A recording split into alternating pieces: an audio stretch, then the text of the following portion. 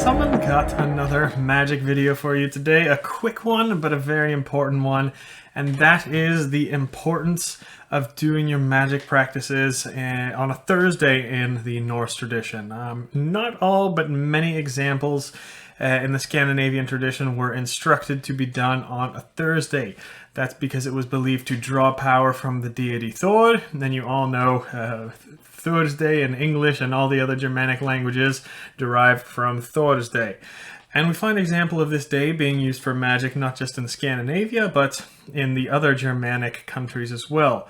First comes in the folk tradition. These are practices found in magic books called svarteböcker, found anywhere in Scandinavia, coming from the 1500s to the 1800s like that. One healing ritual in Sweden is found in the 1800s to cure aches or injuries. On a Thursday, you go out and you take an arrow, like a shooting arrow, and you stroke the injured person with it 3 times counterclockwise, and then you stick the arrow into the ground and walk around the arrow and a grounded rock, basically, to make the pain and the injury go away. Another one we find in Finland in the 1800s. On a Thursday, you tie a string or a rope with 9 knots in it, wrap that around a person's injured limb, leave that on until Sunday, and that would heal them.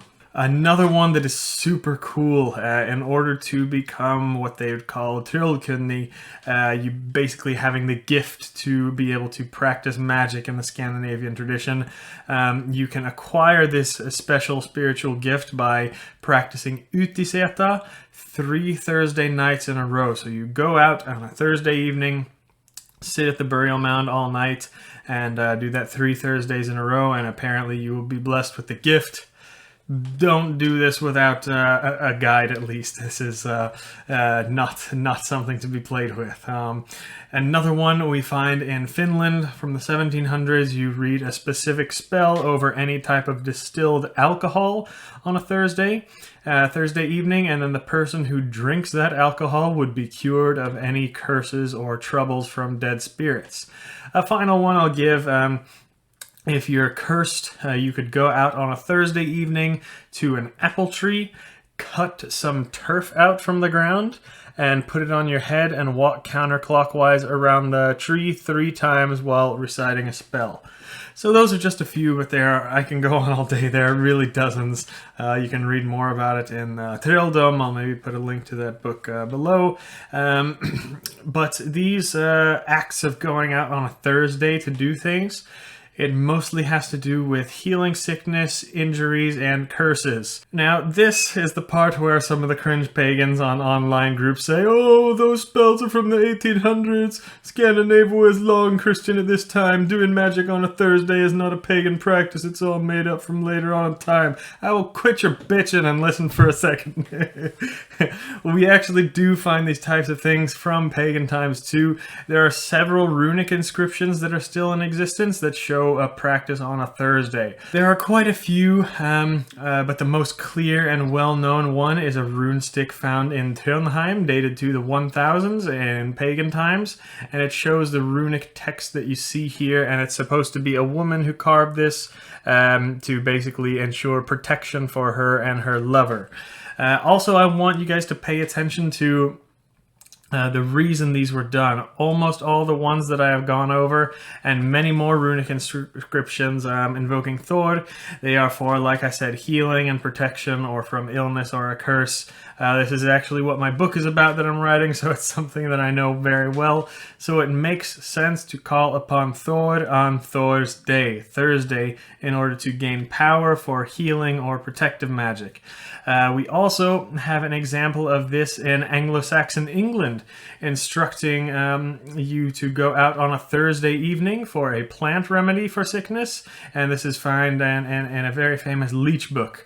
This is definitely a Christian spell, but it was from the 800s, not long after England actually became Christian, and the scholars again assume this one has pagan origin as well.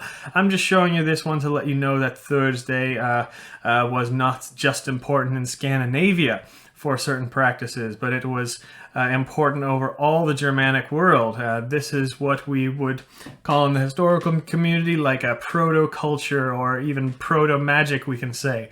It's when we don't have a lot of records of the original proto-culture, but the cultures who have kind of evolved separately from that proto one, but are still doing the same practices, speaking the same languages, have the same religion, whatever.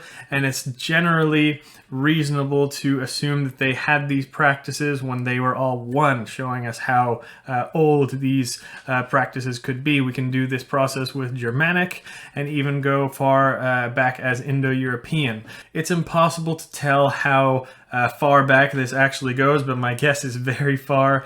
It goes all the way from the 18 and even 1900s. We see these things probably all the way back to the Germanic tribal area when we were all one people. So definitely, if you're interested in practicing any of these things, Thursday is a great day to try it out. But remember, only magic that has to do with good health, healing, protection. That's what Thor is all about. So Thursday is what the day would be chosen to do those kinds of rituals. If it was for something more spiritual, maybe we would pick Odin's Day or Wednesday, or if it was a magic practice trying to bring good fertility, we would do that on Friday, Freya's Day. So that's just some ideas. Give it a try if you like. Hope you enjoyed. Vi ses nästa gång.